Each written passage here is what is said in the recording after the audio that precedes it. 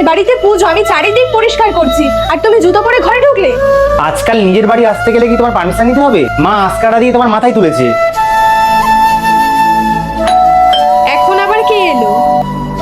আমাকে দুটো খেতে দেবে? বাবা ভিতরে আসুন,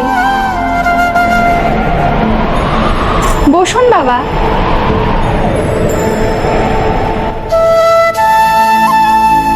আরে কেউ তো নেই, তাহলে খাবার সাজিয়ে কাকে হাওয়া দিচ্ছে?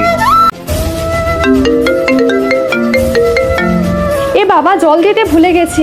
বাবা আপনি আহার করুন, আমি এক্ষুনি আসছি। বাবা আপনি কোথায়? তোমার মাথা ঠিক আছে তো?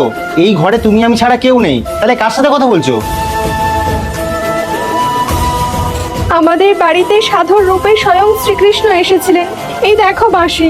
জয় শ্রীকৃষ্ণ।